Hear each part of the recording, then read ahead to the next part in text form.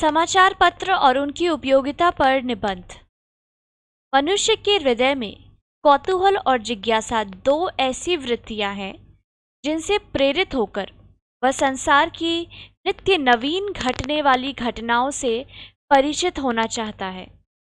वह जानना चाहता है कि आज अपने देश में ही नहीं अपितु विश्व के कोने कोने में क्या हो रहा है।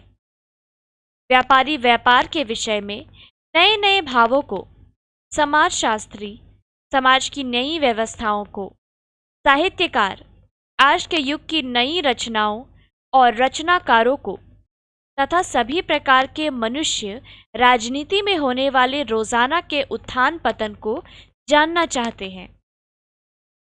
आज के युग में विश्व के रंगमंच पर नित्य नवीन घटनाएं घट रही है।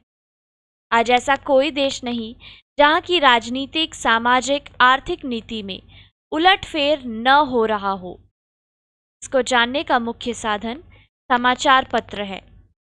समाचार पत्र ही एक ऐसा साधन है जिससे लोकतंत्रात्मक शासन प्रणाली पल्लवित और पुष्पित होती हुई संसार को सौरभमय बना सकती है। समाचार पत्र शासक और शासित में माध्यम अर्थात दुभाषीय का काम करते हैं। इनकी वाणी जनता जनार्दन की वाणी है। यह जनता के हाथों का महान शस्त्र है। विभिन्न राष्ट्रों तथा जातियों के उत्थान एवं पतन में समाचार पत्रों का बहुत बड़ा हाथ रहा है। 7 समुंदर पार की घटनाओं को लोग प्रातःकाल ही समाचार पत्रों में पढ़ लेते हैं। समाचार पत्र वास्तव में विश्वात्मैक्य की भावना को सफल बनाने का एक अमूल्य साधन है। आज से लगभग 3 शताब्दी पहले लोगों को समाचार पत्रों के विषय में कोई ज्ञान नहीं था। केवल संदेश वाहक के माध्यम से ही समाचार एक दूसरे तक पहुंचते थे। समाचार पत्रों का प्राथमिक उद्गम स्थान इटली है। इनका जन्म इटली के वेनिस नगर में 13वीं शताब्दी में हुआ और इसका प्रचार उत्तरोत्तर बढ़ने लगा। जनता ने इसकी उपयोगिता का अनुभव किया। 17वीं शताब्दी में इंग्लैंड में भी इसका प्रचार हुआ और दिन पर दिन समाचार पत्रों की संख्या बढ़ने लगी। 18वीं शताब्दी में अंग्रेजों ने भारतवर्ष में पदार्पण किया। जब उन्होंने देखा कि देश में कोई ऐसा साधन नहीं जिससे कि हम जनता तक अपनी बात पहुंचा सके तथा जनता की बात अपने तक ला सके, तब उन्होंने भारतवर्ष में भी समाचार पत्रों का श्री गणेश किया।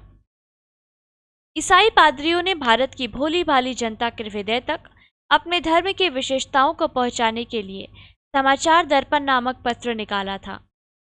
उसे प्रभावित होकर तथा उन्हें मुंह तोड़ जवाब देने के लिए ब्रह्म समाज के संस्थापक राजा राम मोहन राय ने कौमुदी नामक पत्र निकाला।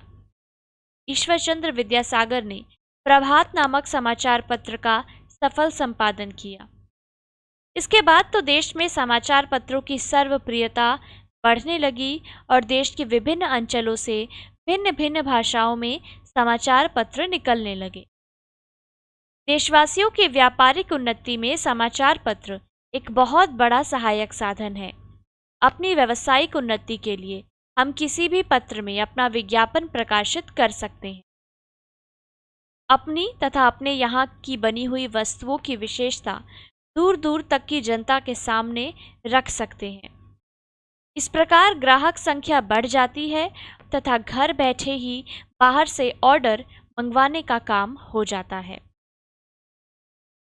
समाचार पत्र जहां हमारी अपार सहायता करते हैं, वहां अनेक बार उनसे जनहित और राष्ट्रहित दोनों को बड़े घातक परिणाम भी भोगने पड़ जाते हैं।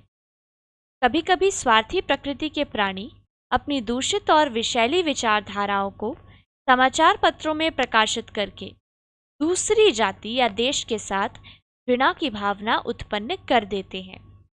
इससे राष्ट्र में अराजकता फैल जाती है, सांप्रदायिक उपद्रव होने लगते हैं और एक राष्ट्र दूसरे राष्ट्र को शत्रु की नज़र से देखने लगता है। इसी को पीत पत्रकारिता कहते हैं।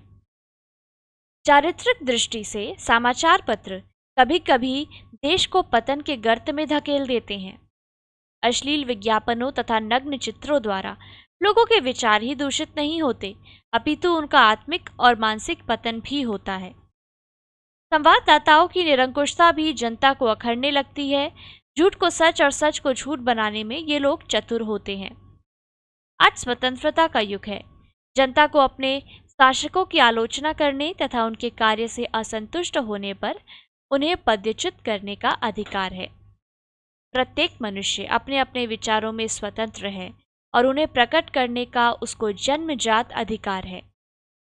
समाचार पत्र उनके विचारों को वाणी प्रदान करते हैं।